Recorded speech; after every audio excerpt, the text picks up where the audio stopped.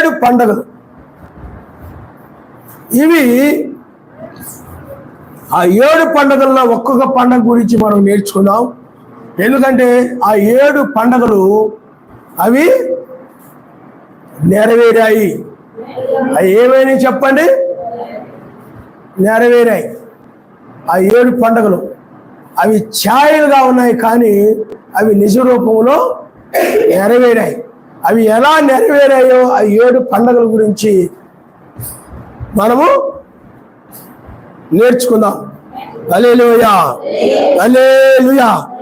చూడండి, మనము లేవి కాండము 27వ అధ్యాయము 4వ వచనం నుండి మనం చదువుకున్నాం. ఇవి యావే నియామక కాలములు, నియమించిన కాలములను బట్టి మీరు చాటింపవలసిన పరిశుద్ధ సంఘపు దినములు ఇవి. మొదటి నెల 14వ దినమున సాయంకాలమందు యావే పస్కా పండుగ జరుగును. ఆయన నామమున స్తోత్రం. హల్లెలూయా, హల్లెలూయా. పిల్లారా, ఇక్కడ పస్కా పండుగ అంటే మనము నిర్గమాకాండము 12వ అధ్యాయమును మనం చూద్దాం. నిర్గమాకాండము 12వ అధ్యాయంలో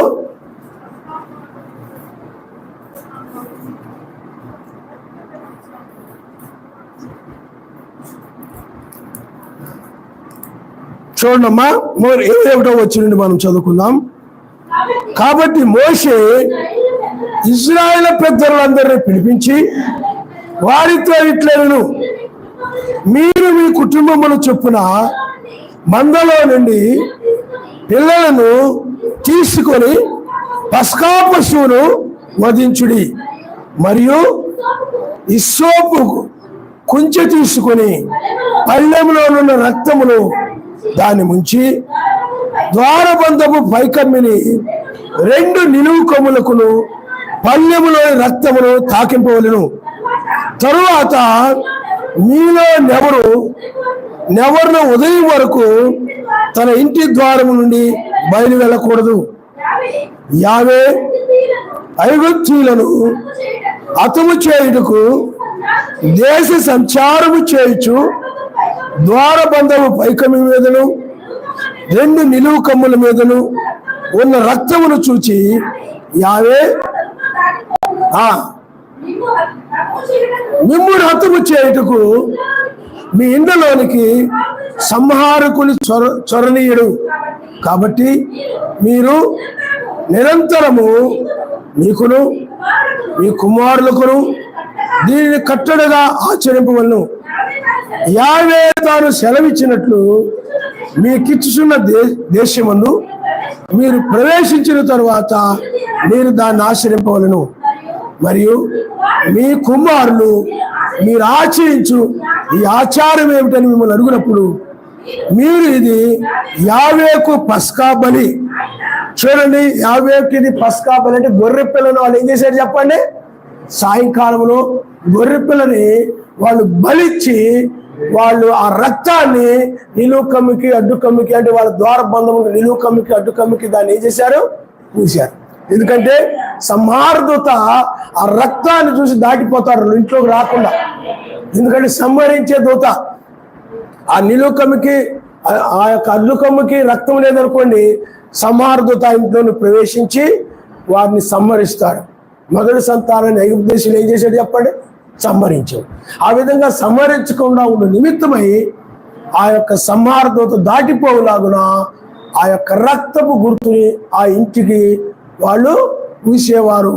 అది గొర్రె పిల్ల యొక్క రక్తము, దాన్నే పస్కా బలి ఆయన ఇస్తారు.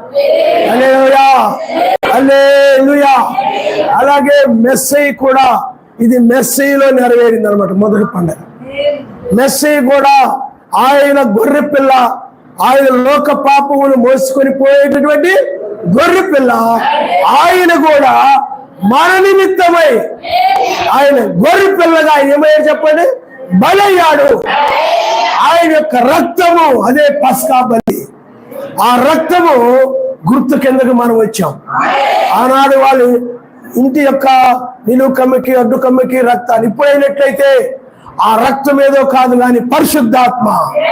ఆ పరిశుద్ధాత్మను మనము కలిగి ఉండడమే ఆ రక్తపు గుర్తుని కలిగి ఉండడము. కాబట్టి ఆ పస్కా పండుగ ఉంది. ఆ పస్కా పండుగ అది 51 పస్కా పండుగ జరుగుననుంది. ఆ పస్కా పండుగ మెస్సీ యొక్క మొదటి రాకడలో ఆయన గొర్రె పిల్లగా ఆయన బలి అయ్యాడు.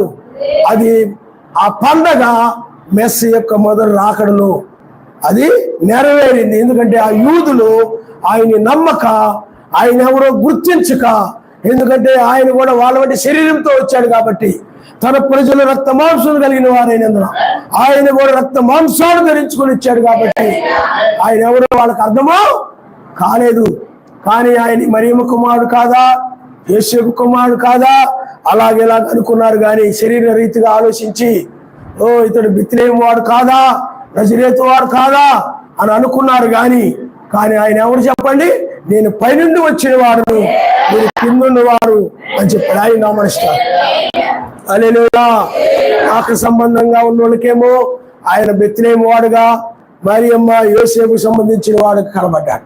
ప్రత్యక్షత కలిగిన వారికేమో యావే తన ప్రజల రక్త మాంసం కలిగిన వారైనందున ఆయన కూడా రక్త మాంసంలో వచ్చాడు, మన కోసం ఆయన గొర్రె పిల్లగా బలయ్యాడు అనే విషయము ఆత్మ సంబంధమైన వారికి అర్థమైంది. ఆయన నామనిస్తారు. హల్లెలూయా, హల్లెలూయా. కాబట్టి శరీరీతిగా ఆయన లోకములో ఆ యొక్క బెత్లెహేములో ఆ విధంగా జన్మించిన వాడుగా వచ్చాడు. కానీ ఆత్మను బట్టి చూసినట్లయితే ఆయన ఏమైనాడు చెప్పండి, ఆయన నుండి వచ్చిన వాడు. హల్లెలూయా, హల్లెలూయా. చాలా మంది అంటారు నేను సర్వశక్తిమంతుడు, ఆయన ఎక్కడ ఒప్పుకోలు అని తెలియక ఆయన ఏమన్నాడు, నేనే ఆయనని మీరు విశ్వసించలేలా మీరు మీ పాపంలో నుండి మీరు చనిపోతారని చెప్పాడు. నేనే ఆయనని కనుక మీరు నమ్మకపోయినట్లయితే, నేనే యెహోవానని యావేనని కనుక మీరు నమ్మకపోయినట్లయితే మీరు మీ పాపంలో నుండి చనిపోతారని చెప్పాడు. ఆయన నమ్మనిస్తారు. హల్లెలూయా, హల్లెలూయా. కాబట్టి పస్కా బలిగా ఆయన బలయ్యాడు. ఓ ఆయన చంపబడ్డాడు. ఓ ఆయన్ని ముళ్ళు కిరీటం పెట్టి కొడా దెబ్బలతో కొట్టి ఉమ్మి వేసి పక్కలో బల్లెంతో పొడిచి ఆయన ఏం చేశారు చెప్పండి, చంపివేశారు. అదే పస్కా పండుగ.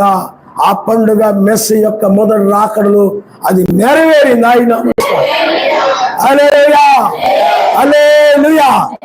తర్వాత మనం చూసినట్లయితే 6వ వచనం నుండి, ఆ నెల 15వ దినమున యావే పొంగని రొట్టెల పండుగ జరుగును. 7 దినములు మీరు పొంగని వాడినే తినవలెను. హల్లెలూయా, హల్లెలూయా. అలాగే పిల్లారా, మీరు 13వ వచనాన్ని కూడా మీరు ఒకసారి చదవండి.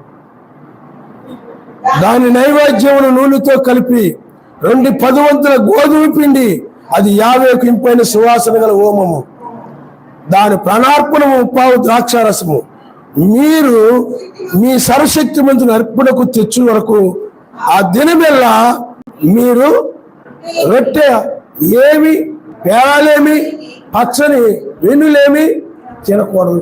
పిల్లారా, దీన్నే పులియని రొట్టెల పండుగ అంటారు. పులియని రొట్టెల పండుగ నిర్గమాకాండము ఒకసారి దయచేసి మీరు చూడమ్మా. నిర్గమాకాండము 23వ అధ్యాయంలో ఒకసారి మనం చదువు.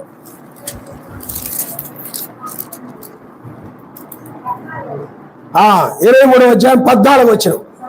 సంవత్సరం వరకు 3 మార్లు నాకు పండుగ ఆచరింపవలను. పులిని రొట్టెల పండుగ నేను నీకు ఆజ్ఞాపించినట్లు అబీబు నెలలో నీవు ఐగుప్తులో నుండి బయలుదేరి వచ్చింది కనుక ఆ నెలలో నియామక కాలమందు 7 దినములు పులిన రొట్టెలను. కాబట్టి ఇక్కడ లేవి కాండములు కూడా రొట్టెల గురించి మాట్లాడుతుంది. ఇక్కడ కూడా పులిన రొట్టెల పండుగ, పులిన రొట్టెల పండుగను ఆచరింపవలను. అందువల్ల 23వ అధ్యాయంలో 7 పండుగలు ఉన్నాయి అన్నమాట. యెహోవా యొక్క 51 పండుగలు ఉన్నాయి. మొదటి పండుగ ఆయన మరణాన్ని సూచిస్తుంది, ఆయన మరణించాడు. అలాగే రెండవ పండుగ ఏమిటంటే పిల్లారా, అది ఏంటంటే పులిన రొట్టెల పండుగ. పులి అని చూడండి, అదేంటంటే మెస్సీని సమాధిలో పెట్టడం. మెస్సీని సమాధిలో పెట్టినప్పుడు ఆయన కుళ్ళిపోలేదు, ఆయన పరిశుద్ధుణ్ణి కుళ్ళి పట్ట నీయలేదు. హల్లెలూయా. సిలువలో సిలువలో సిలువలో నా యేషువా, శ్రమలలో శ్రమలలో శ్రమలలో నలుగేవా, సిలువలో సిలువలో సిలువలో నా యేషువా, శ్రమలలో శ్రమలలో శ్రమలలో నలుగేవా. హల్లెలూయా. ఓ శ్రమలలో ఆయన నలిగిన తర్వాత ఆయన ఏం చేశారు చెప్పండి? సమాధిలో పెట్టారు. చూడండి, అపోస్తుల కార్యము 2వ అధ్యాయము 27వ వచనంలో మీరు ఒకసారి చూడండి. నీవు నా ఆత్మను పాతాళంలో విడిచిపెట్టవు, నీ పరిశుద్ధుని కుళ్ళు పట్ట నీవు. హల్లెలూయా. ఓ ఆయన శరీరాన్ని సమాధిలో పెట్టినప్పుడు ఆ శరీరము కుళ్ళిపోలేదు. ఓ ఆయన ఆత్మ పాతాళంలోకి వెళ్ళి ఆ నోకాలంలో మనుషులకు సువార్త ప్రకటించింది. ఆత్మస్వరూపిగా వెళ్ళి సువార్త ప్రకటించింది. కానీ శరీరం ఎక్కడో చెప్పండి? సమాధిలో ఉంది. ఓ సమాధిలో ఆ శరీరము ఏమి కుళ్ళిపోలేదు, ఏమి పాడైపోలేదు, ఏమి దుర్వాసన రావట్లేదు. కుళ్ళు పడితేనే దుర్వాసన వచ్చేది, కుళ్ళు పట్టకపోతే దుర్వాసన, చెడు వాసన రాదు. ఆయన సమాధిలో ఆ శరీరము కుళ్ళిపోకుండా, ఆ శరీరము ఆ విధంగా పులిని రొట్టె వలె, పులిసిపోయినటువంటి రొట్టె వలె, అది చక్కగా పాడవనేటువంటి రొట్టె వలె, కుళ్ళు పట్టని రొట్టె వలె చక్కగా ఆయన ఆ సమాధిలో ఆయన ఉన్నాడు. ఆయన నామమున హల్లెలూయా. కాబట్టి పిల్లారా, ఆ 2వ పండుగ పులిని రొట్టెల పండుగ ఆయన సమాధిలో పెట్టడాన్ని, ఆయన శరీరం కుళ్ళిపోకుండా ఉండడాన్ని అది సూచిస్తా ఉంది. కనుక మెస్సీ యొక్క రాకడలో ఆ పులిని రొట్టెల పండుగ నెరవేరింది, పస్కా పండుగ నెరవేరింది, పులిని రొట్టెల పండుగ నెరవేరింది. హల్లెలూయా, హల్లెలూయా. కాబట్టి పిల్లారా, మనం మరలా లేవి కాండములో మనము ఇంకొక అంటే 3వ పండుగ గురించి మనం నేర్చుకుందాం. ఆయన నామమున స్తోత్రం. హల్లెలూయా. అదేమిటంటే ప్రథమ ఫలముల పండగ. ప్రథమ ఫలము చూడండి, మనము ఇక్కడ 23వ అధ్యాయంలోనే లేవి కాండం 23వ అధ్యాయం 9వ వచనంలో మనం చదువుకున్నాం.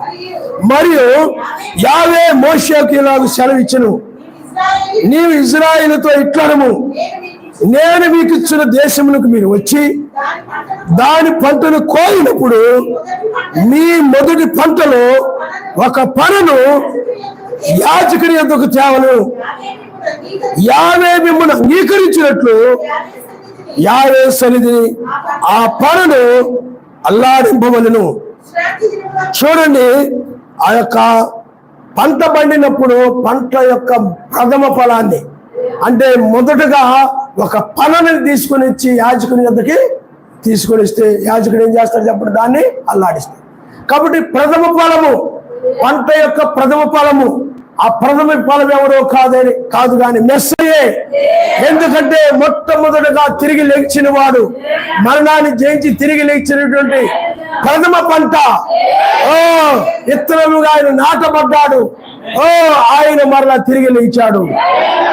కాబట్టి ఆయనే ప్రథమ ఫలం అని చెప్పి బైబిల్లో చెప్తా ఉంది. ప్రథమ ఫలము క్రీస్తు అని బైబిల్లో రాయబడింది. మనం ఒకసారి పిల్లారా, ఒకసారి మనము 1 కొరింథీయులకు రాసిన పత్రిక 15వ అధ్యాయంలో మనం ఒకసారి చూద్దాం. 15వ అధ్యాయంలో చూడండమ్మా, 23వ వచనం. ప్రతివాడు తన వరుసలో బ్రతికింపబడును, ప్రథమ ఫలము మెస్సయ్య ఆయన మనిస్తారు. హల్లెలూయా. ఇక్కడ కూడా చూడండి, మొదటి పంటలో ఒక పనును యాజకుని ఎదుకి తీసుకొని రావలను. హల్లెలూయా. కాబట్టి ప్రథమ ఫలం ఎవరు చెప్పండి? మెస్సయ్య. అంటే ఆయన యొక్క పునరుద్ధానాన్ని సూచిస్తుంది. ఆయన ఓ పస్కా పండుగ, ఓ పులిని రొట్టెల పండుగ, ఆ తర్వాత ప్రథమ ఫలముల పండుగ. ఓ ప్రథమ ఫలముగా ఆయనే మెస్సియా నిలిచాడు కాబట్టి ప్రథమ ఫలముల పండుగ ఆయన పునరుద్ధానాన్ని సూచిస్తుంది. ఆయన మనిషి ఓ ఆయనే మరణించిన వాడు, పాతి పెట్టబడిన వాడు, తిరిగి లెగిచిన వాడు. ఈ 3 పండుగలు మొదటి రాకడలో నెరవేరాయి. ఆయన మనిషి. హల్లెలూయా, హల్లెలూయా. ఎందుకంటే గొర్రె పిల్లగా ఆయన వచ్చాడు, గొర్రె పిల్లగా ఆయన మరణించాడు. ఆ గొర్రె పిల్లని తీసుకుని వెళ్ళి సమాధిలో పెట్టారు. ఆయన మరలా తిరిగి లేచాడు. కాబట్టి పిల్లారా, ఓ పస్కా పండుగ, ఓ పులి రొట్టెల పండుగ, తర్వాత ప్రథమ ఫలముల పండుగ. ఓ ఆయన తిరిగి లేచాడు. 3వ పండుగలో ఆయన తిరిగి లేచాడు. ఆయన నామనిస్తారు. హల్లెలూయా. ఎప్పుడు తిరిగి లేచాడు చెప్పండి? 8వ దినములో వేకువజామున 7 దినములైన తర్వాత 8వ దినములో ఆయన తిరిగి లేచాడు.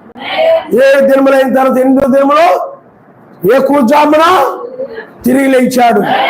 మరణమును జయించాయడా, తిరిగి లేచాడు. అందుకనే ప్రపంచంలో అనేక మంది సమాధులు అలాగే ఉన్నాయి, గొప్ప గొప్ప వాళ్ళ సమాధులు. కానీ ఆయన సమాధి మాత్రమే ఖాళీగా ఉన్నది. ఎందుకనంటే ఆయన మరణమును కూడా జయించగలిగిన సమర్థుడు.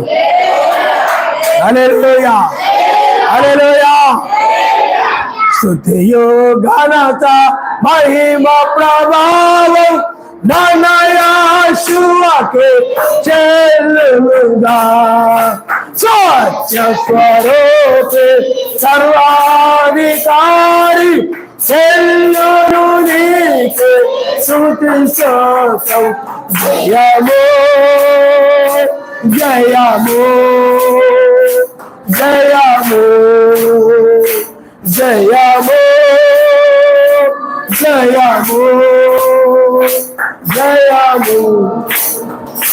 శిలువ మరణము దినవాడా ఇటికెరు సాత శిరము. శిలువ మరణము దినవాడా ఇటికెరు సాత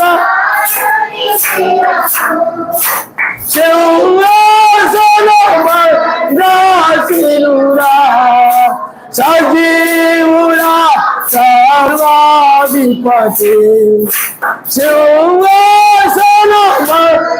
సింహాసనశీలుడా సజీవుడా సర్వాధిపతి. జయము జయము జయము. వినరా, ఆయన శిలువ మరణము జయించి తిరిగి లేచాడు. ఓ నువ్వు ముత్తుగా ఉన్నావేమో, మధ్యాహ్నం బాగా తిన్నావేమో, జాగ్రత్త సుమా. పిల్లారా, ఆయన శిలువ మరణాన్ని జయించి తిరిగి లేచిన వాడు. హల్లెలూయా, హల్లెలూయా. కాబట్టి పిల్లారా, ఓ ఆ మొదటి రాకడలో 3 పండుగలు నెరవేరాయి. కానీ యూదులు వాటిని ఇప్పటికీ ఆచరిస్తూ ఉన్నారు. ఆయన వచ్చాడన్న విషయం వాళ్ళకి తెలియదు. ఎందుకంటే వాళ్ళు ఆయన గ్రహింపకుండానట్లు వాళ్ళని మనోనేత్రాలను ఏం చేశాడు చెప్పండి? మూసివేశాడు. కాబట్టి ఆయన ఎవరో వారికి అర్థమో కాలేదు. వారు ఆయన ఎవరో గ్రహించక ఆయన్ని బయల్జుబులని దయ్యం పట్టిన వాడిని ఆయన ఏం చేశాడు చెప్పండి? సిలువ వేశారు. కానీ మనకైతే ఆయన చూచేలాగున కన్నులు తెరిచాడు. ఆయన నమస్కారం. హల్లెలూయా, హల్లెలూయా, హల్లెలూయా. కాబట్టి అందువల్లే మనము యొక్క ఉదయం వేళ, క్షమించండి, ఈరోజు సాయంకాల వేళలో మనము ఆయన సన్నిధిలో మనము కూడుకొని ఉన్నాం. ఆయన మన స్తోత్రం. హల్లెలూయా, హల్లెలూయా. తర్వాత మరలా పెంతెకోస్తు పండుగ దినము. మొదటిది ఏమిటి? పస్కా పండుగ దినం. రెండవది పులిన రొట్టెల పండుగ దినం. మూడవది ఏమిటి చెప్పండి? నాలుగవది పెంతెకోస్తు పండుగ. అని అనకండి, తెలిస్తే తెలిసినట్టు, తెలియకపోతే తెలియదు అన్నట్టు. అని అన్నావు, ఏమంటున్నావు అని అర్థం. పెంతెకోస్తు పండుగ. ఏదోటి చెప్పకపోతే ఏదోటి అనుకుంటారు అని అనకండి. నీకు అర్థమైందా? 70 వారాల గురించి పోయిన వారంలో, పోయిన మీటింగ్స్లో చెప్పాను. అది నీకు గుర్తుందా? ఎప్పుడో వదిలేసావు దాన్ని. పరసంబంధం అయితే కదా ఎన్ని గుర్తుపెట్టుకోవడం, నీకు అంత అవసరమే ఉంది. అలాగే ఈ వర్తమానాలు గుర్తుపెట్టుకోవాలా. ఎవరికైనా నువ్వు చెప్పగలగాల, ఎవరితో నేను మాట్లాడగలగాల. ఏమండి? ఆ విధంగా హల్లెలూయా, హల్లెలూయా. తర్వాత చూడండి 15 వచ్చి నుండి, మీరు విశ్రాంతి దినములకు మరునాడు మొదలుకొని, అనగా అల్లాడించు పనులను తెచ్చి దినం మొదలుకొని 7 వారములు లెక్కింపవలను, లెక్కకు తక్కువ కాకుండా 7 వారములు ఉండవలను. 7వ విశ్రాంతి దినము మరుదినం వరకు మీరు 50 దినములకు లెక్కించి యావేకు కొత్త ఫలముతో నైవేద్యము అర్పించవలెను.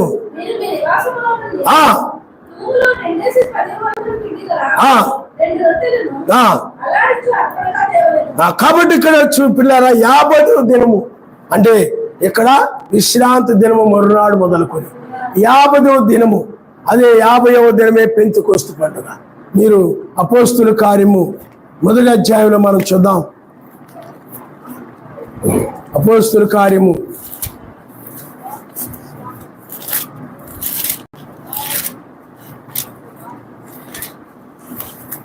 1వ అధ్యాయము 1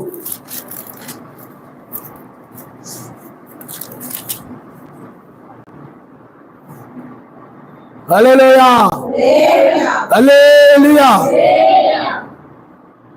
చూడండి పిల్లారా, 12వ వచనం మీరు ఒకసారి చదువు. అప్పుడు వారు ఒలీవ అనబడిన కొండ నుండి యెరూషలేమునకు తిరిగి వెళ్ళి, ఆ కొండ యెరూషలేమునకు విశ్రాంతి దినమున నడవదగినంత సమీపంలో ఉన్నది. వారు పట్టణంలో ప్రవేశించి తాము బస చేయుచుండే మేడగదిలోనికి ఎక్కిపోయారు.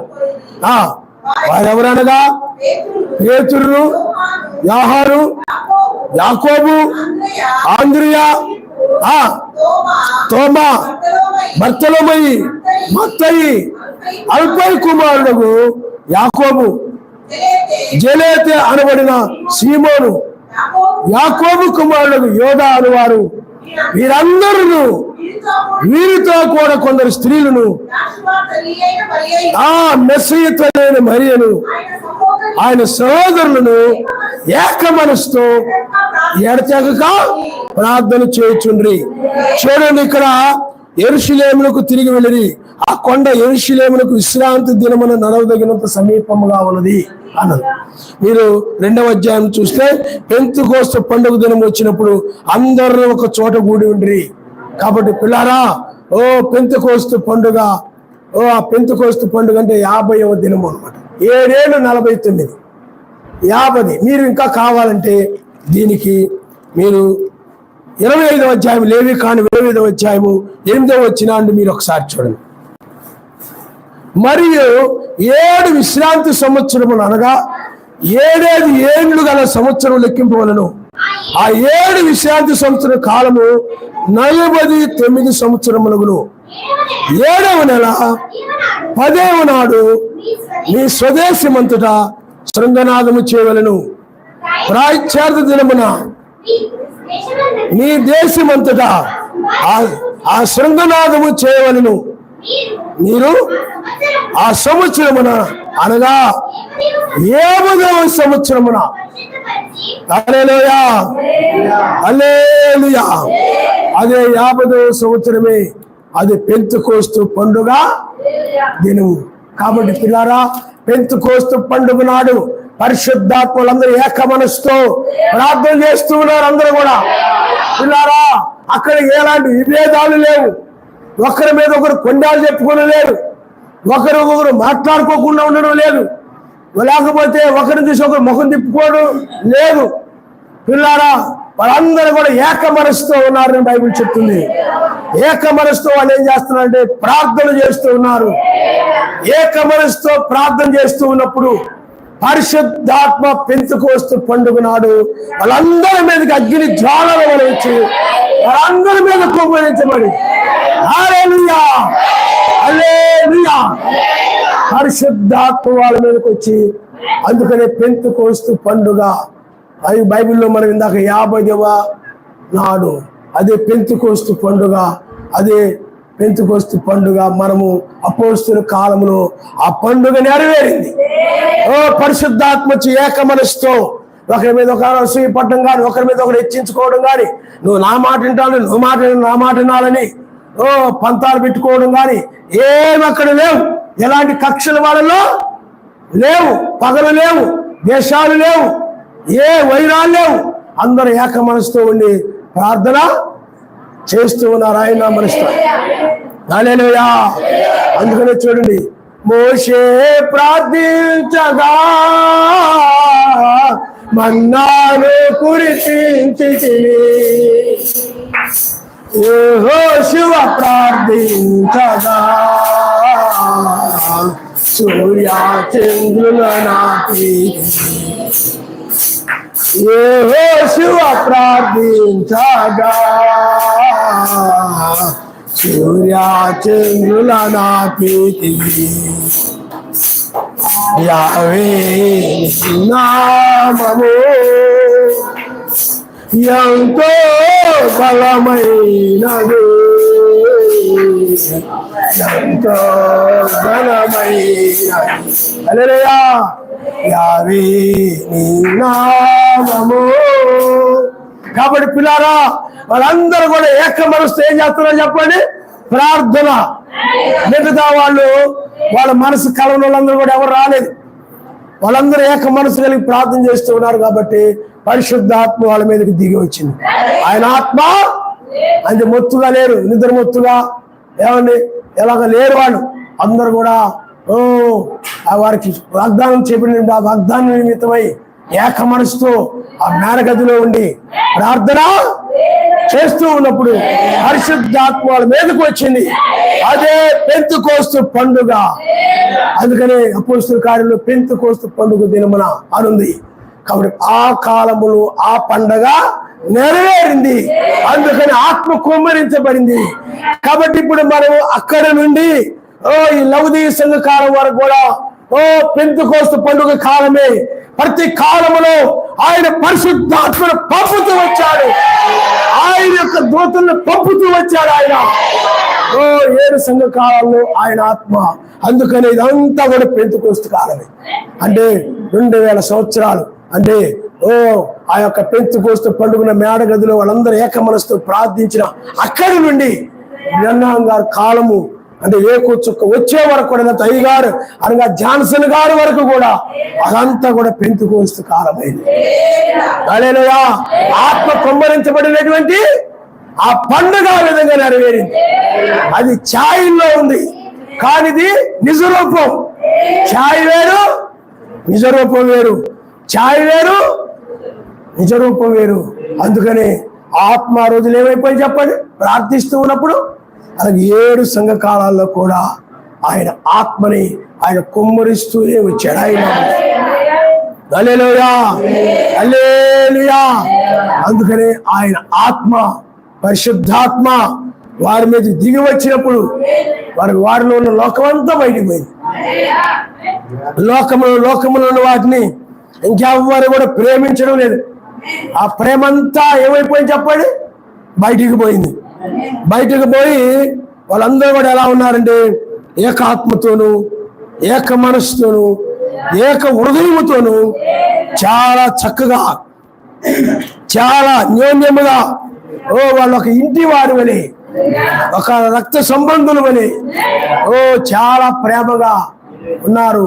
ఆ విధంగా ఆత్మ 7 సంఘకాలంలో కూడా ఆయన ఏం చేసేది చెప్పండి, కుమ్మరించాడు. కాబట్టి ఆ విధంగా 4వ పండగ అదే పెంతెకోస్తు పండగ ఆ విధంగా నెరవేరింది. ఆయన నామమున హల్లెలూయా హల్లెలూయా హల్లెలూయా హల్లెలూయా.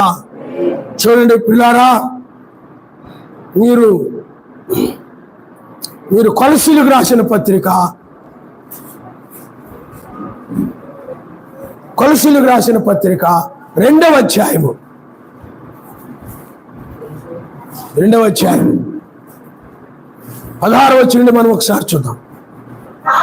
కాబట్టి అన్నపానముల విషయంలోను పండుగ, అమావాస్య, విశ్రాంతి దినము అని వాటి విషయంలో నేను మీకు తీర్పు తీర్చిన ఎవరికి అవకాశం ఇవ్వకుడి. చూడండి, ఇవి రాబో వాటి ఛాయే గాని నిజ స్వరూపము. హల్లెలూయా. ఈ పండుగలు, విశ్రాంతి దినాలు, ఇవన్నీ కూడా మనం చూసినట్లయితే ఛాయ అని బైబిల్ చెప్తుంది. పాత నిబంధనలో ఈ పండుగలన్నీ ఏమైనా చెప్పండి, ఛాయ. నిజ రూపము, నిజ రూపములో ఇలా నెరవేరాయి. అవి ఛాయలు. ఆ పండుగ అవన్నీ పస్కా పండుగ ఛాయ. నిజ రూపం ఏంటి, మెస్సీ గొర్రెపిల్లగా బయలువడం, పులిని పెట్టిన పండుగ అది ఛాయ. మెస్సీని సమాధిలో పెట్టడం నిజ రూపం. ప్రథమ ఫలములు, ప్రథమంగా పండినటువంటి ఆ పంటను తీసుకొచ్చి అల్లాడించడం ప్రథమ ఫలము, అది ఛాయ. నిజ రూపము మెస్సీలో నెరవేరు. అందుకని కొలసీలు రాసిపోతే ఛాయ అని చెప్తుంది బైబిల్. ఆ పండుగలని ఏమైనా చెప్పండి, ఆ పండుగ లాంటివన్నీ ఛాయలు, కానీ నిజ రూపము మెస్సీలో నెరవేరు. పెంతెకోస్తు పండుగ ఛాయ పండుగ, కానీ ఇది నిజ రూపం 7 సంఘకాలాల్లో. హల్లెలూయా హల్లెలూయా. కాబట్టి 7 సంఘకాలాలు, ఎఫెసు, స్ముర్న, తుయతైర, పెర్గము, సార్దీసు, ఫిలదెల్ఫియా, లవొదికయ, 7 సంఘకాలాలు. హల్లెలూయా. అలాగే తర్వాత పండగ 5వ పండగ బూరల పండుగ. బూరలు అంటే తినే బూరెలు అనుకోకండి, అర్థమైందా? బూరలు అనగానే తినే బూరెలు కాదు. బూరలు అంటే ఇక్కడ బైబిల్లో శృంగనాదము. శృంగం అంటే ఆ రోజుల్లో కొమ్ములు తీసుకొని ఊదేవారు అన్నమాట. అవి శృంగనాదం అనేవారు, అంటే బూరధ్వని. ఆ బూరల పండుగ చూడండి, మనము లేవి కాండము 23వ అధ్యాయము 23వ వచనం, మరి యావే మోషేకు ఇలాగ సెలవిచ్చును, నీ ఇశ్రాయేలుతో ఇట్లనము, 7వ నెలలో మొదటి దినము నీకు విశ్రాంతి దినము, అందులో జ్ఞాపకార్థ శృంగత్వాన్ని వినినప్పుడు మీరు పరిశుద్ధ సంఘంగా కూడుకోవాలి. ఆయన మనిషి. హల్లెలూయా. బోరలు అంటే బైబిల్లో 7 బోరలు ఉన్నాయి. ఆ 7 బోరలు ఎప్పుడు నెరవేరాయనంటే పిల్లరా, ఇది పండగ. కానీ నిజ రూపంలో ఎప్పుడు నెరవేరాయంటే 6వ ముద్రలో నెరవేరి. 6వ ముద్రలో ఈ 7 బోరలు ఉన్నాయి అన్నమాట. అందుకనే 6వ ముద్ర ఎవరికి సంబంధించింది చెప్పండి, యూదులకు సంబంధించింది. 7వ ముద్ర ఎవరికి సంబంధించింది, ఎవరికి? యూదులకు సంబంధించిందా? ఏమంటున్నారు వర్తమానం మీరు? 7వ ముద్ర ఎవరికి సంబంధించింది? మనకి. హల్లెలూయా. ఏ వాక్యం ఏంటో ఏంటో 6వ ముద్ర. అందుకనే ఇన్ని మళ్ళీ వినండి అన్నా కానీ వినరు, మీకు ఖాళీ ఉండదు, సమయం ఉండదు. ఒకవేళ అర్థం కాకపోతే అడగరు. ఇక్కడ ఏదైనా అడిగితే బండబూతులు చెప్తుంటారు. కాబట్టి పిల్లగా మీరు గమనించండి, 6 అందుకని వర్తమానాన్ని జాగ్రత్తగా ఎక్కడ దిక్కులు చూస్తా, పైకి చూస్తా, ఆలకిత్తా చూడొద్దు అనేది. అందుకే 7 బూరలు అవి యూదులకు సంబంధించినవి. అందుకనే బూరలు ఎప్పుడు కూడా యూదులవి. ఇక్కడ సంఘకాలంలో పరిశుద్ధాత్మ కుమ్మరించబడింది. అయితే భిన్నంగానే ఏమన్నారంటే 7 సంఘకాలాల్లో 7 దూతల వర్తమానం కూడా బోరధ్వని అన్నాడు ఆయన. బోరధ్వని అంటే వాక్యము అని చెప్పాడు. బోరధ్వని అంటే వాక్యము అని చెప్పాడు. కాబట్టి బోరలు 6 అంటే 6వ ముద్ర. ఎన్ని ముద్రలు ఉన్నాయి మొత్తం? ఇలా చూస్తే ఎన్ని ముద్రలు ఉన్నాయి చెప్పండి? 7 ముద్రలు ఉన్నాయి. 4 ముద్రలు ఎవరి? వెరీ గుడ్, బాగా చెప్తున్నారు మీరు. 4 ముద్రలు ఎవరి? యూదులియా. 4 ముద్రలు మనవి. 7వ ముద్ర మంది. 5, 6 ముద్రలు యూదులివి. హల్లెలూయా, హల్లెలూయా. ఏమి ఆయన గురించిన జ్ఞానం వింటున్నారే కానీ వెళ్ళిపోతానంటే పిల్లరా, ముద్దల గురించి తెలియకపోతే అడగరు. సమయం ఉండదు మీకు, ఖాళీ ఉండదు మీకు. కాబట్టి పిల్లరా, 4 దీని గురించి వర్తమానం చెప్పారు. ముద్దల గురించి, వాటి గురించి రాసుకోవడం కానీ మనం చూసుకోవడం కానీ. తింటున్నాం కదా సరిపోతులే,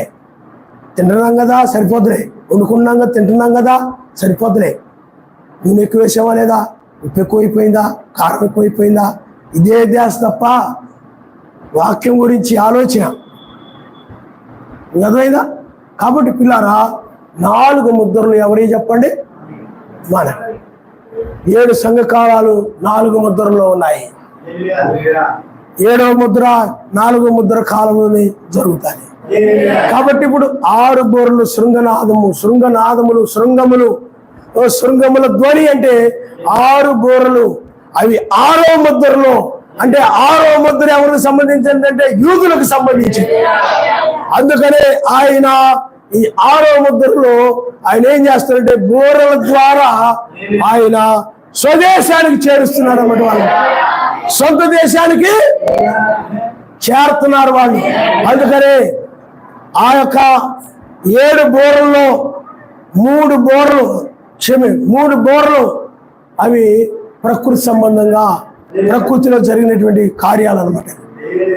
అలాగే 4వ బోర మొదటి ప్రపంచ యుద్ధం, 5వ బోర ఇలారా ఇలాగూ ప్రపంచ యుద్ధాలు ఉన్నాయి. మీరు గమనించండి. హల్లెలూయా, హల్లెలూయా. క్షమించండి, 4 బోరలు ప్రకృతి సంబంధంగా జరిగాయి. 4 బోర్లు ఏం జరిగాయి చెప్పండి? 3గా 4 బోర్లు ప్రకృతిలో జరిగిన కార్యాలు. మీరు తర్వాత బైబిల్లో మీరు ఆ బోర్ల గురించి మీరు చదువుకోండి. కాబట్టి 5వ బోర మొదటి ప్రపంచ యుద్ధము, 6వ బోర 2వ ప్రపంచ యుద్ధము. అందుకని మొదటి ప్రపంచ యుద్ధం మొదటి అయ్యో, 2వ ప్రపంచ యుద్ధం 2 అయ్యో. కాబట్టి ఇప్పుడు ఆ యొక్క బోరల ద్వారా, యుద్ధముల ద్వారా యూదులు స్వతంత్రాన్ని పొందుకొని వాళ్ళు స్వదేశానికి చేరారు. హల్లెలూయా. ఆ యుద్ధంలో కాలంలో యూదులు యుద్ధంలో సహాయం చేశారు. ఆ సహాయం చేసిన దానికి కృతజ్ఞతగా వాళ్ళకి దేశాన్ని ఇచ్చారు. 2 భాగాలు చేసి దాన్ని మహమ్మదీయులకి, ఇజ్రాయెల్కి ఇచ్చారు. 2 భాగాలు చేసి. అందువల్ల పిల్లారా, స్వాతంత్రం ఆ విధంగా వచ్చింది వాళ్ళకి. ఆ విధంగా చేరారు. కాబట్టి బోరల ద్వారా వాళ్ళు ఆ విధంగా కూర్చబడ్డారు అక్కడ. కాబట్టి 6 బోరలు నెరవేరాయి. ఇంకా వాళ్ళకున్నది 7వ బోర.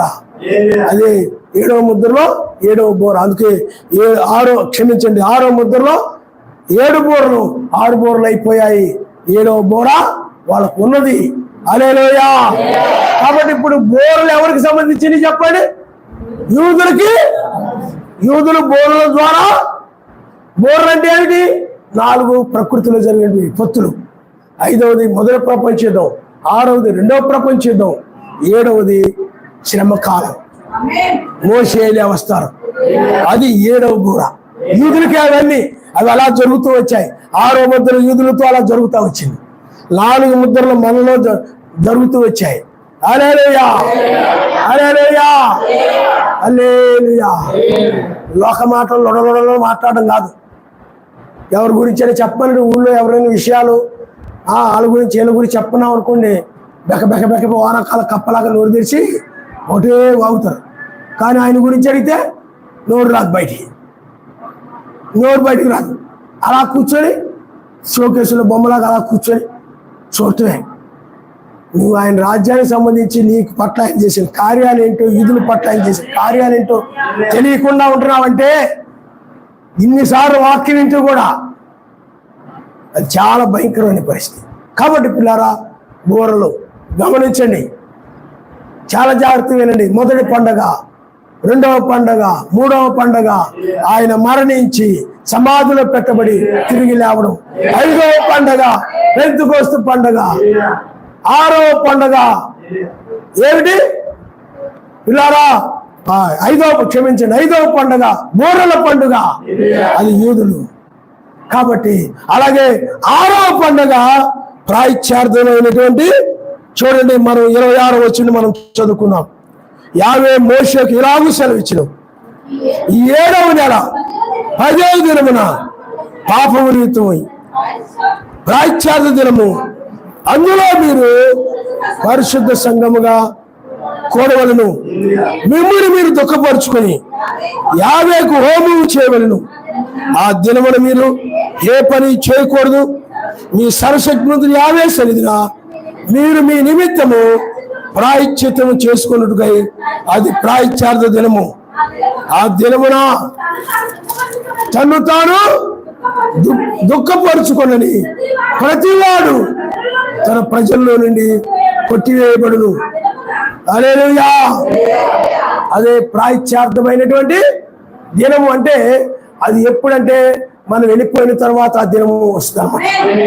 అంటే అదే 7వ బోర. మనం వెళ్ళిపోయిన తర్వాత యూదులకు ఏ బోరలు చెప్పండి? 6 బోరలు అయిపోయాయి.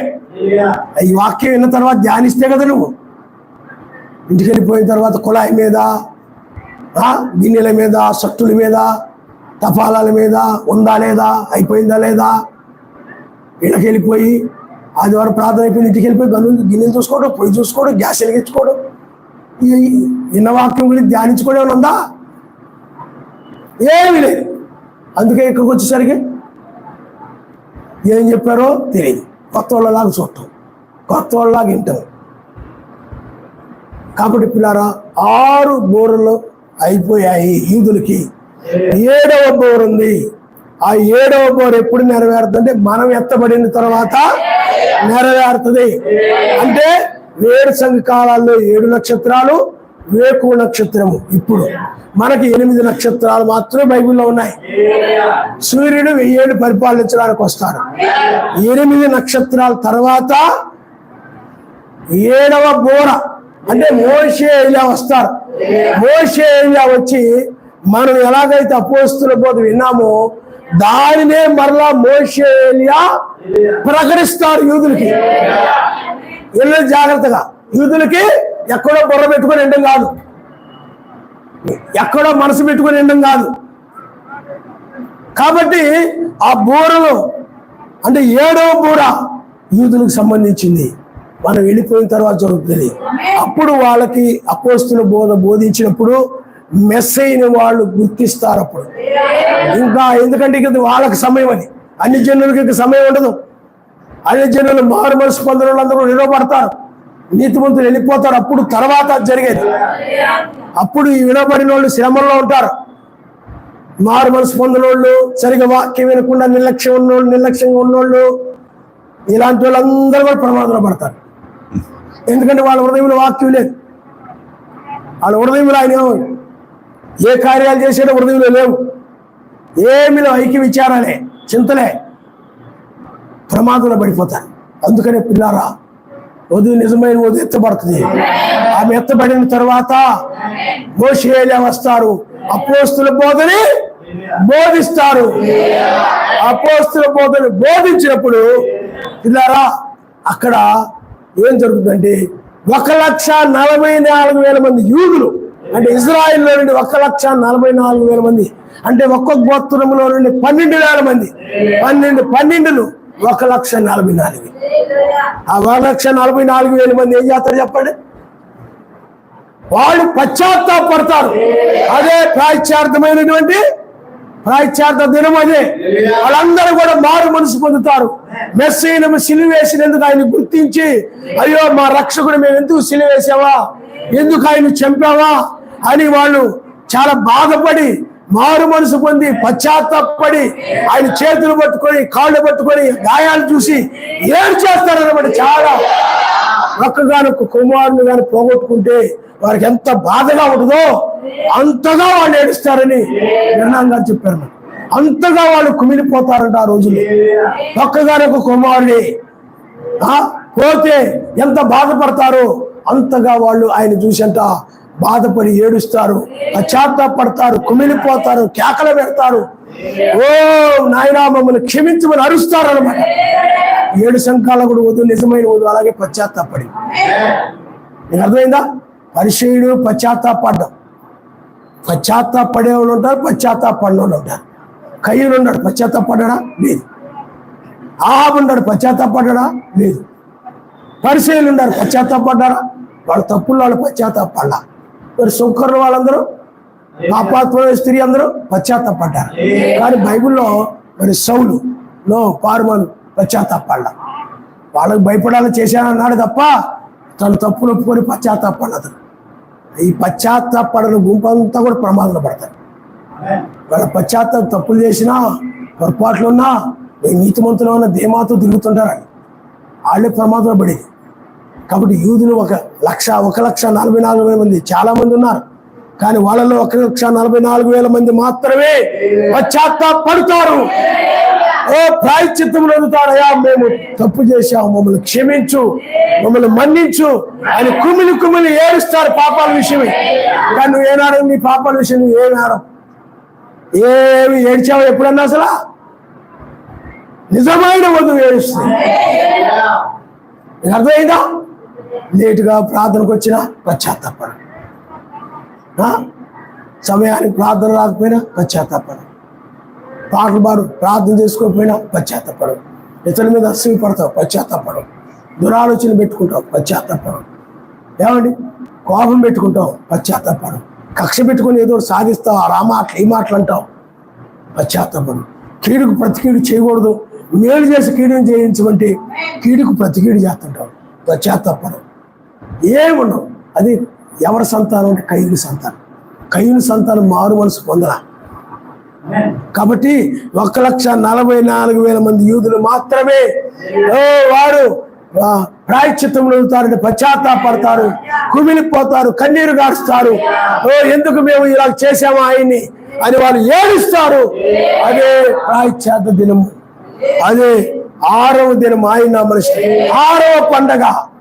ఇప్పుడు మీరు గమనించండి, మొదటి పండగ పస్కా పండగ, 2వ పండగ పులి రొట్టెల పండగ, 3వ పండగ 4వ పండగ పెంతెకోస్తు పండగ, 5వ పండగ బూరల పండుగ. పెంతెకోస్తు పండుగ 7 సంవత్సరాలు. బూరల పండుగ యూదులకు సంబంధించింది. 7వ బూర మనం చూసాం, మోషే ఏలియా వస్తారు. అర్థమైందా? అలాగే 7వ పండుగ ప్రాయశ్చిత్త పండుగ అంటే యూదులు ఆ మోషే ఏలియా వర్తమానం విని పశ్చాత్తాపడతారు, ఏడుస్తారు, కుమిలిపోతారు. మెస్సీకి విరోధంగా ఎందుకు పాపం చేసావా, ఎందుకు విరోధంగా నడిచావా అని చెప్పి ఏడుస్తారు. అదే ఆ పండగ 6వ పండగ. అలాగే 7వ పండుగ గురించి మనం చూద్దాం. ఆయన నామనిస్తారు. హల్లెలూయా, హల్లెలూయా. చూడండి 33వ వచనం నుండి, లేవి కాండము 23వ అధ్యాయము 33వ వచనం. మరి యావే మోషేకు ఇలాగు సెలవిచ్చెను, నీవు ఇశ్రాయేలుతో ఇద్దరము ఈ 7వ నెల 15వ దినమున మొదలుకొని 7 దినముల వరకు యావేకు పర్ణశాల పండుగ జరగవలెను. వాటిలో మొదటి దినమున మీరు పరిశుద్ధ సంఘముగా కూడవలెను. అందులో మీరు జీవనోపాధి అని ఏ పనైనా చేయకూడదు. 7 దినములు మీరు యావేకు హోమము చేయవలెను. 8వ దినము మీరు పరిశుద్ధముగా కూడి యావేకు హోమార్పణము చేయవలెను, అది మీకు వ్రత దినముగా ఉండును. హల్లెలూయా, హల్లెలూయా. 8వ దినము 7 దినములైన తర్వాత 8వ దినం మీకు వ్రత దినముగా, అదే పర్ణశాలల పండుగ, అదే గుడారాల పండుగ. 7వ పండుగ ఏమిటంటే గుడారాల పండగ. గుడారాల పండగ. ఆ గుడారాల గురించే 39 వచ్చింది, మీరు ఒకసారి చదవండి. అయితే 7వ నెల 15వ దినమున మీరు భూమిని పంటను కూర్చుకొనగా 7 దినములు యావేకు పండుగ ఆచరించవలను. మొదటి దినము విశ్రాంతి దినము, 8వ దినము విశ్రాంతి దినము. మొదటి దినమును మీరు దబ్బ పండ్లను, ఈత మట్టలను, గొంజి చెట్ల కొమ్మలను, కాలువల మీద నుండి నిరవంజి చెట్లను పట్టుకొని 7 దినములు మీ సర్వశక్తిమంతుడు యావే సన్నిధిన ఉత్సహింపవలెను. అట్లు మీరు ఏటేటా 7 దినములు యావేకు పండుగ ఆచరించవలెను. ఇది మీ తరములలో నిత్యమైన కట్టడ. ఆ 7వ నెలలో దాన్ని ఆచరింపవలెను. నేను ఐగుప్తు దేశములో నుండి ఇశ్రాయేలీయులను రప్పించినప్పుడు వారిని పర్ణశాలలో నివసింపజేస్తున్నని మీరు మీ జనులు ఎరుగునట్లు 7 దినములు మీ పర్ణశాలలో నివసింపవలెను. ఇశ్రాయేలులో పుట్టిన వారందరూ పర్ణశాలలో నివసింపవలెను. ఆయన పర్ణశాలల పండుగ అంటే పిల్లారా చూడండి, నిరవంజి చెట్లను, గొంజి చెట్లు కొమ్మలను, ఈత మట్టలను వీటన్నింటిని తీసుకొని వచ్చి ఒక పర్ణశాల, ఏమండి వాటిని తాత్కాలిక గుడారాలు అంటారు. వాటితో ఒక గుడారం అనమాట. ఆ చెట్లు కొమ్మలతోటి ఒక గుడారం, వాటిని తాత్కాలికమైన గుడారాలు అంటారు. ఎబ్రి భాషలో ఏమంటే సుక్కోత్ అంటారు అనమాట. పర్ణశాల పండుగ ఏమంటారు చెప్పండి? సుక్కోత్ అంటే అర్థం ఏంటంటే తాత్కాలికమైన గుడారము అని అర్థం. కాబట్టి పర్ణశాల పండుగలోనే ఇప్పుడు మనం ఉన్నటువంటి అది 2వ రాకడను సూచిస్తుంది. ఆయన నామనిస్తారు. హల్లెలూయా. ఎందుకంటే పర్ణశాల పండుగలలో యూదులు ఏం చేస్తారంటే, లేకపోతే ఇశ్రాయేలు ఏం చేసేవాళ్ళంటే ఆ గుడారములని విడిచిపెట్టి వాళ్ళు ఆ పర్ణశాల పండుగల్లో ఆ గుడారాలను విడిచిపెట్టి నిత్య నివాసాల్లోకి వెళ్ళిపోతారన్నమాట. హల్లెలూయా. ఇప్పుడు కూడా 2వ రాకడలో మర్త్యమైన శరీరమును విడిచి అమర్త్యమైన శరీరాన్ని ధరించుకొని అనగా రూపాంతరం చెంది మనము ఎత్తబడేటువంటి సమయంలో ఇది పర్ణశాలల పండుగ. అది 1000 ఏళ్ల పాలనకు ఛాయగా ఉన్నాము. సంతోషం, అదే మన నిత్య నివాసం. ఇప్పుడు మనము ఈ గుడారాల్లో ఉన్నాం. శిథిలమైపోయే గుడారాలు, శిథిలమైపోయే శరీరాలు. ఏ శరీరాలు చెప్పండి? శిథిలమైపోయేటువంటి శరీరాలు. ఈ శరీరాలు విడిచిపెట్టి ఇప్పుడు నిత్య నివాసంలోకి వెళ్ళిపోతున్నాం. అదే నీతి, సమాధానము, పరిశుద్ధాత్మని ఆనందం. ఈ నివాసాల్లోకి వెళ్ళిపోతున్నాం. ఇప్పుడు ఏం జరుగుతుంది? రూపాంతరం. అదే పర్ణశాల పండగ 2వ రాకడను సూచిస్తుంది. ఆయన నామనిస్తారు. అదే కడబోర 2వ రాకడ. హల్లెలూయా. కడబోర స్వరము ధ్వనించగా ప్రియుని స్వరము వినిపించగా, కడబోర స్వరము ధ్వనించగా ప్రియుని వినిపించగా వడివడిగా ప్రియమైన హల్లెలూయా. వడివడిగా మేఘాల పై చేరగా ప్రియమైన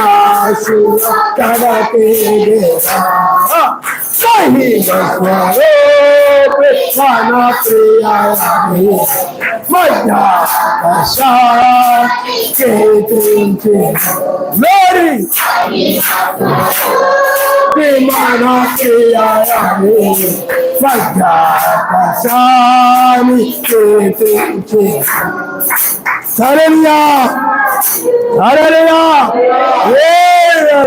7 దినాలు ఆ పర్ణశాలలో వాళ్ళు నివసిస్తారు. 8వ దినములో ఆ గుడారాలు విడిచిపెట్టేసి నిత్య నివాసాల్లోకి వెళ్ళిపోతారు. తాత్కాలికమైన గుడారాలు. మనము కూడా ఇప్పుడు 8వ దినములో ఉన్నాము. 7 దినములైన తర్వాత 8వ దినము అదే వేకు నక్షత్రం యొక్క దినము. కాబట్టి 8వ దినములో మనం కూడా ఈ తాత్కాలికమైన శరీరాలను విడిచిపెట్టేసి, శిథిలం అయిపోయే శరీరాలు విడిచిపెట్టేసి, ఈ శరీరం ఏంటంటే పురుగుల గూడు. ఇది శరీరం ఏంటి చెప్పండి? రోగాల గూడు, పురుగుల గూడు. అందుకని చనిపోతే దీన్ని తీసుకెళ్ళి నువ్వు ఎక్కడ పెట్టినా అది పురుగులు శరీరంలో వచ్చి శరీరాన్ని తినేస్తాయి.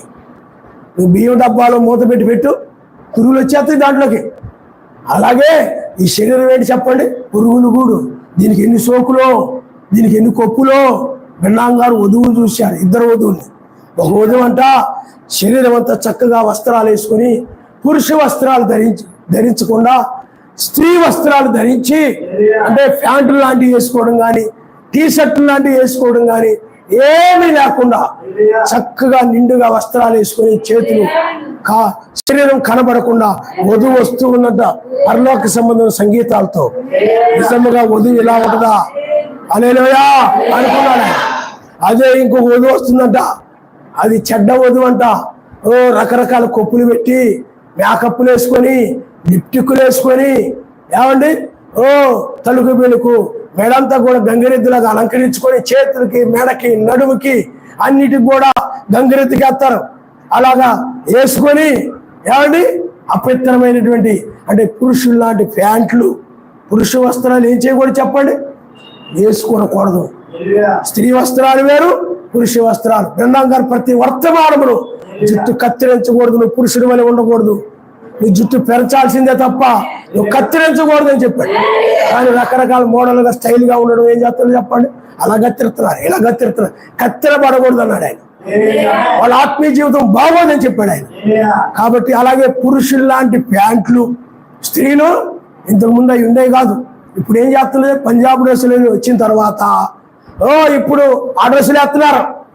మగవాళ్ళ డ్రెస్సులు ఆడవాళ్ళలోకి వచ్చేసాయి. సాతాండాలకు ప్రవేశపెట్టాడు వాడు. ఇప్పుడు అవి వేసుకుంటున్నారు. కానీ వాళ్ళ యొక్క శరీరానికి కాళ్ళకు అతుక్కుపోయేటువంటి బట్టలు అవి వేసుకొని తిరుగుతున్నారు రోడ్ల మీద. వాళ్ళ కాళ్ళ వంపు చూసినప్పుడు ఏ పురుషుడైనా చెడ్డ ఆలోచన నీ కాళ్ళను బట్టి కలిగినట్లయితే, నీ వస్త్రాలను బట్టి కలిగినట్లయితే నీవు దోషి అవుతావనే విషయం నువ్వు గ్రహించాలి. ఆయన నామనిస్తాడు. హల్లెలూయా. ఆయన సన్నిధిలోకి మనం అలాంటి బట్టలు వేసుకొని మనం ప్రార్థన చేయకూడదు. పురుష వస్త్రాలు మనం వేసుకోకూడదు. స్త్రీ వస్త్రాలు గారు చెప్పాడు, పురుష వస్త్రాలు ధరించకూడదు, పొట్టి వస్త్రాలు ధరించొద్దు. ప్రతి వర్తమానంలో కూడా చెప్పాడు. ఎందుకంటే ఆ దేశానికి సంబంధించిన వారం కాబట్టి ఆ దేశానికి తగ్గట్టుగా మనం జీవించాలి తప్ప ఈ లోకస్తుల వలె నువ్వు జీవించకూడదు. ఎందుకంటే ఈ రకమైన బట్టలు వేసుకొని వాళ్ళ వలె ఎవరు అందంగా లేరు అనుకుంటారు. కానీ చనిపోతే 6 అడుగుల నేలలో పూడ్చిపెట్టబడతారు. అందుకనే పిల్లారా, బైబిల్ చెప్తుంది మరణము ఆ తర్వాత తీర్పు అని ఉంది. అందుకనే మరణించిన వెంటనే తీర్పు అంటే ఇతడు దోష నిర్దోష తీర్పు జరుగుతుంది. అతడు మరణించినప్పుడు తీర్పు, అది నిర్దోష అయితే ఈ పునరుద్ధాన దినంలో ఎత్తబడతాడు. దోష అయితే స్త్రీ అయినా పురుషుడైనా నరకానికి వెళ్ళిపోతాడు. అందువల్ల నీవు పరలోక సంబంధం రానికి ఛాయగా ఉండాలి స్త్రీలు. హల్లెలూయా. అన్ని స్త్రీల వలె ఉండకూడదు, పురుష వస్త్రాలు ధరించకూడదు.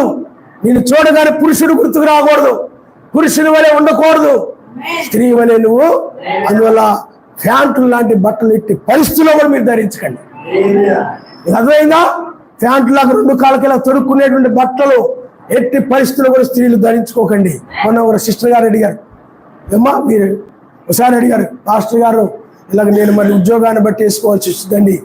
అమ్మా ఆ డ్యూటీ వరకు కైసరిది, దేవుని చెల్లించమని బైబిల్ చెప్తుంది. కాబట్టి ఆ డ్యూటీలో అవసరం అనుకుంటే వేసుకో, కానీ తర్వాత మాత్రం వాటిని వేసుకోవద్దు. హల్లెలూయా. ఎందుకంటే అలాంటి బట్టలు, ప్యాంట్లు లాంటి బట్టలు పురుషువి తప్ప స్త్రీలవి కాదు.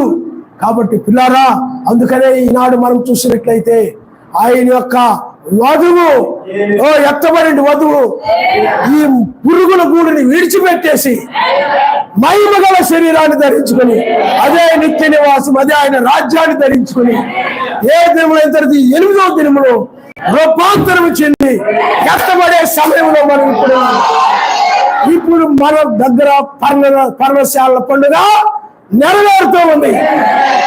హల్లెలూయా, హల్లెలూయా. అందుకనే గుడారాలు, అందుకనే మనం రెండవ కొరింథీయులకు రాసిన పత్రికలో రాయబడి ఉన్నది ఏమడుతానంటే, ఇలారా ఈ గుడారంలో ఉన్న మనము మూలుగుచున్నాము, ఈ గుడారము ఇది శిథిలమైపోయినది, కానీ నిత్యమైనది ఒకటి మనకున్నది, అది శిథిలము కానిది, వాడిపోనిది. దాన్ని మనం ఇప్పుడు దానిలోనికి మనం ప్రవేశిస్తాం. ఒక సమయంలో శరీరం ఏమవుతుందో చెప్పండి, మార్పు చెందుతుంది. ఆయన నమస్కారం. అందుకనే స్త్రీకి పురుషుడుగానే స్త్రీగానే సృష్టించాడు. పురుషుడుగానే ఉండాలి, స్త్రీగానే ఉండాలి. స్త్రీ శరీరంగానే ఉండాలి, పురుషుడు శిరస్సుగానే ఉండాలి. పురుషుడు శిరస్సుగానే ఉండాలి. పిల్లలు ఆ తల్లిదండ్రులు లోబడి ఉండాలి. కానీ నాడు క్రమం అంతా తప్పిపోయింది. యెజెబెలు కొంపల్లా ఉన్నాయి ఎక్కడ చూసినా కానీ. పేరుకేమో అహాబు రాజు, అతడేమో స్త్రీ స్థానంలోకి వెళ్ళిపోయాడు. యెజెబెలు పురుషుడి స్థానంలో ఉండేది. క్రమం తప్పిపోయింది. క్రమం మొత్తం కూడా తప్పిపోయింది.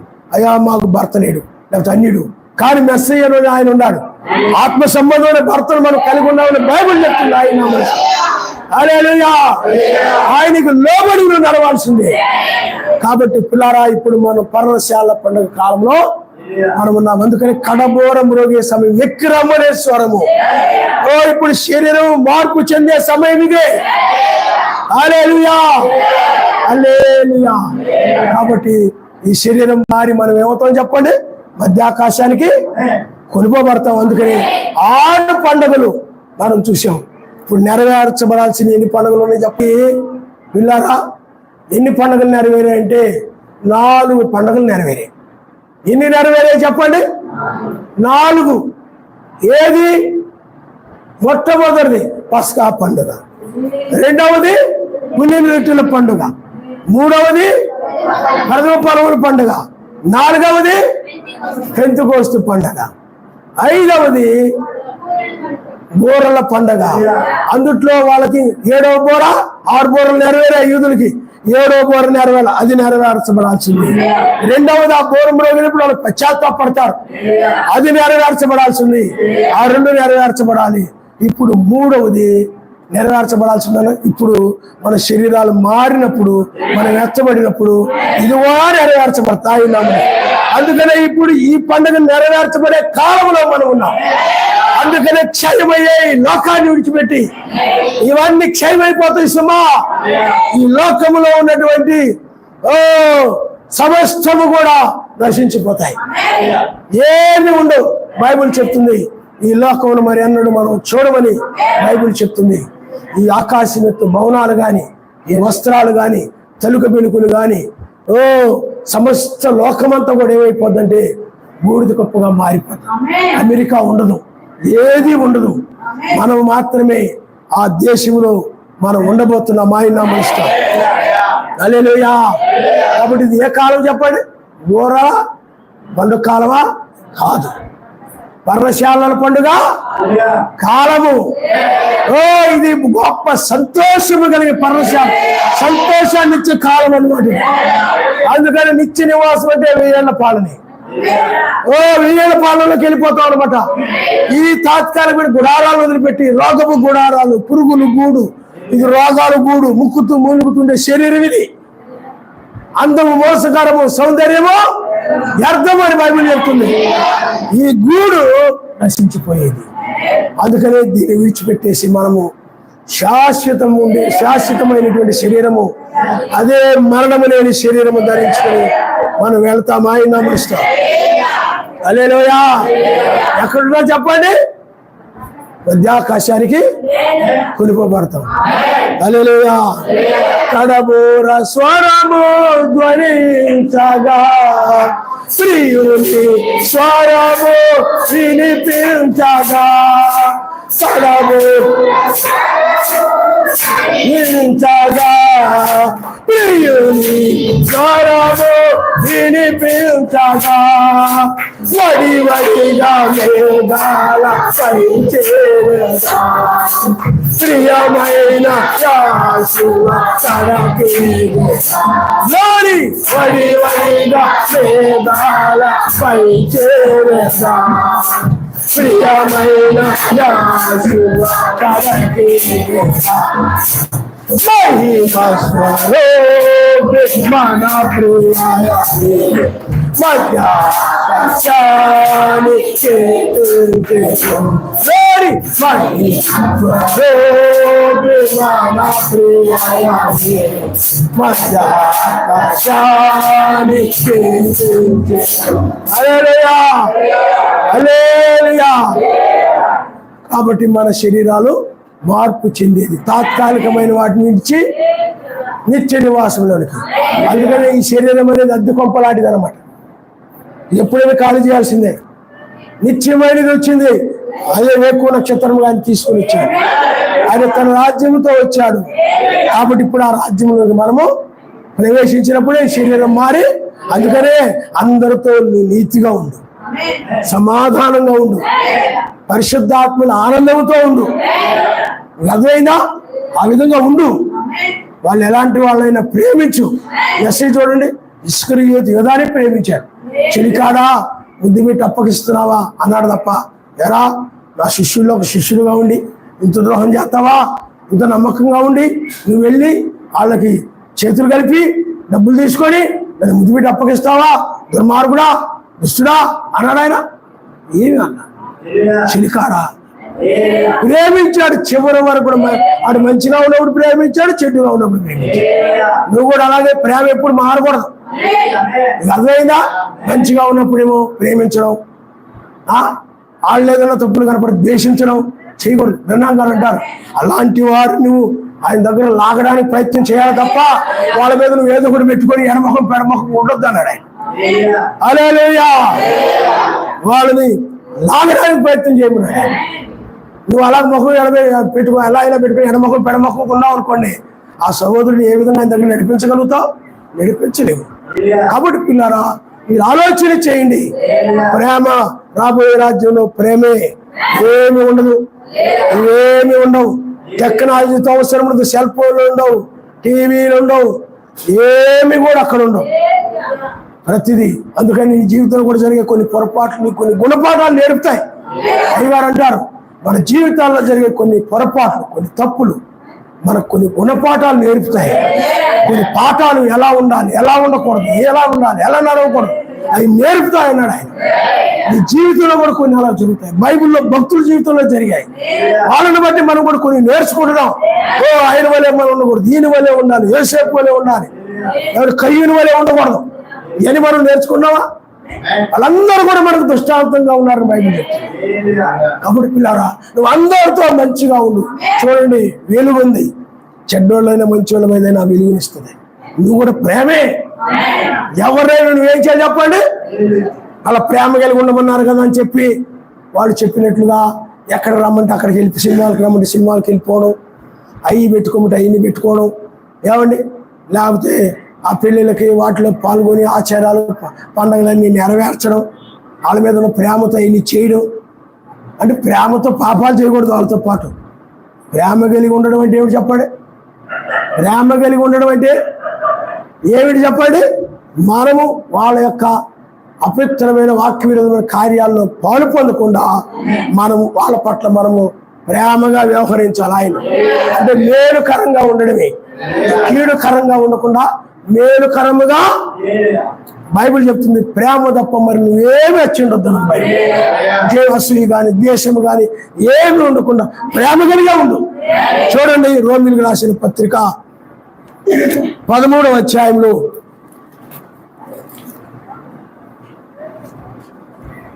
8వ వచనంలో, ఒకరినొకరు ప్రేమించిన విషయంలో తప్ప మరి ఏమీ ఎవరికి అచ్చియుండా వద్దు.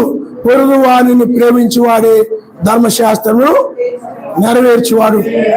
ఎలాగనక వ్యభిచరించవద్దు, నరహత్య చేయవద్దు, దొంగిలవద్దు, ఆశింపవద్దు అనునవి మరి ఏ ఆజ్ఞలు ఉన్న ఎడల అది నిన్ను వలె నీ పొరుగు వారిని ప్రేమించవలని వాక్యంలో సంక్షేమముగా ఇమిడి ఉన్నది. ప్రేమ పొరుగువాని కీడు చేయదు కనుక ప్రేమ కలిగి ఉండడమే. ధర్మశాస్త్రం ఉన్నది వాక్యాన్ని మేలు చేయడమే. అలాగని నువ్వు వాళ్ళ పాపంలో పాలు పొందకూడదు. అర్థమైందా? మేలు మాత్రమే. ప్రేమ ఏం చేస్తుంట? మేలు చేస్తుంది. ప్రేమ తప్ప నేను ఇతరులు మేలు చేయడం తప్ప ఇంకేమి చేయదు అన్నాడు. అది తప్ప నువ్వేమి కలిగి ఉండవద్దు. హల్లెలూయా. కాబట్టి పిల్లారా, ఇప్పుడు మనం అలాగ మధ్య ఆకాశానికి వెళ్తాం. మెస్సయ్య అనగా బోయజు, మనము రూతు మనం కలుసుకుంటాం. ఓ రూతు, మనము బోయజు, ఓ వెయ్యేళ్ళ పాలనలోకి వస్తాం మనం. ఆ తర్వాత నయోమి ఇజ్రాయేల్ పోలికగా ఉంది, ఆమె కూడా ఆ దేశానికి వస్తుంది. ఆ దేశంలో ఇజ్రాయేల్ దేశంలో బోయజు, రూతు, నయోమి ఉన్నట్టుగానే మెస్సయ్య మనము, రూత్ అంటే మనము, అలాగే నయోమి అంటే యూదులు ఉంటారు. ఆ విధంగా వెయ్యేళ్ల పాలన, అదే పర్ణశాలల పండుగ, సంతోషము. హల్లెలూయా. అది నిత్య నివాసము. తాత్కాలికమైన వాటిని విడిచిపెట్టి, గుడారాలు విడిచిపెట్టేసి అసలైన పర్ణశాల పండుగ, శాశ్వతమైన దానిలోనికి, నిత్యమైన దానిలోనికి 1000 ఏళ్ళు ఆయనతో ఉండబోతున్నాము. ఆయన రాజ్యం భూమి మీదకి వచ్చినప్పుడు పిల్లారా అపవాది బంధించబడి ఉంటాడు. అమెరికా ఇలాంటివి ఏముండవు. సెల్ ఫోన్లు కంపెనీలు, సెల్ ఫోన్లు, టీవీలు, ఈ టెక్నాలజీ ఏమి ఉండదు. 1000 ఏళ్ల పాలనలో ఇది అవసరం లేదు. ఎందుకంటే టెక్నాలజీ కంటే గొప్ప పవర్ఫుల్ కలిగే శక్తి కలిగే శరీరము ఉంటుంది అనమాట. ఆయన నామరిస్తారు. ఈ నోటి మాటతో చెట్టు నీళ్ళ రమ్మంటే చెట్టు ఇచ్చాను, తీసుకొని వచ్చాను. నీకు అర్థమైందా? నువ్వు ఎక్కడుండి ఎక్కడికైనా మాట్లాడగలం, ఎక్కడికైనా వెళ్ళగలం, పైకి వెళ్ళగలం. ర్యాకెట్ అవసరం లేదు, విమానం అవసరం లేదు, ఈ తేటితో అవసరం లేదు. ఈ నోటి మాట, శరీరం ఆ శక్తి కలిగి ఉంది. అలాంటి మహిమ కలిగిన శరీరం, మరణం లేదు.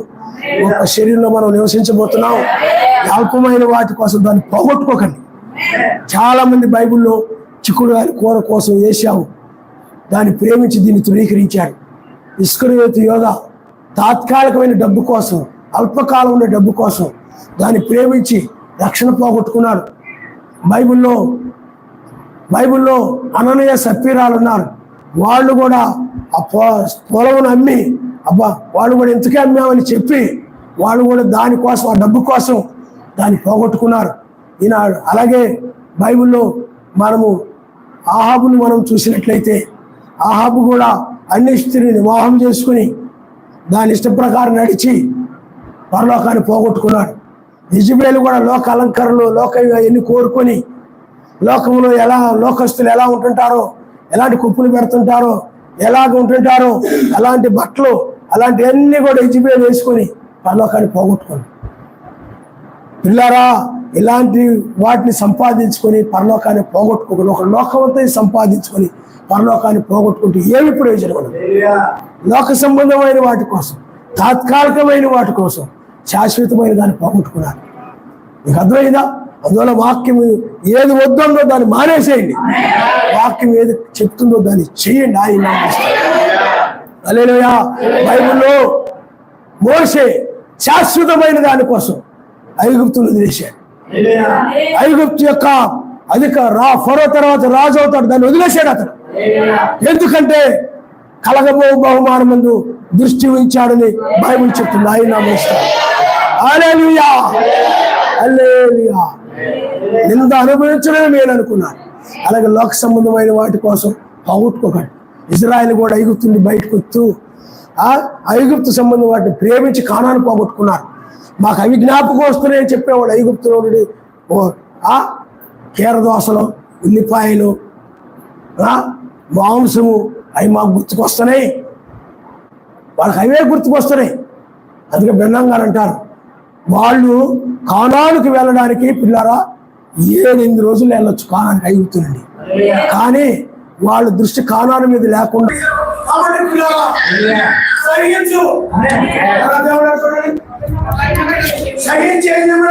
అన్యాయం చేశాడు అనుకోండి, క్షమించాడు. నీకు ఎవడైనా అన్యాయం చేస్తే ఏమన్నాడు, హాని చేస్తే క్షమించు, సహించు, క్షమించు. నాయన అతను నాకు హాని చేశాడయ్యా, క్షమించయ్యా. అతను నరకానికి వెళ్ళకుండా సాయం చేయి, క్షమించు ఆయన. అది ప్రేమ అంటే. ఆ ప్రేమ ఉండాలి నీలో. అంతగా తప్పులు పట్టుకుని ఏలాడటం కదా గబ్బిలలాగా, చెట్టు మీద గబ్బిల వాళ్ళగా ఏలాడుతాడు. నువ్వు కూడా ఎవరు తప్పు పట్టుకుని అలా ఏలాడుతుంటావు గబ్బిలలాగా, అదే పట్టుకుని ఏలాడుతుంటారు. దిగవిక క్షమించాలి. హల్లెలూయా. తర్వాత చూడండి, మెస్సయ్య మిమ్మల్ని క్షమించినలాగున మీరును క్షమించు. ఆయన క్షమించు, అప్పుడు నీ పాపములు కూడా క్షమించబడతాయి. చిత్తమైతే తర్వాత దాన్ని మనం చూద్దాం. తల వంచుకొని మనం ప్రార్థన చేసుకున్నాం.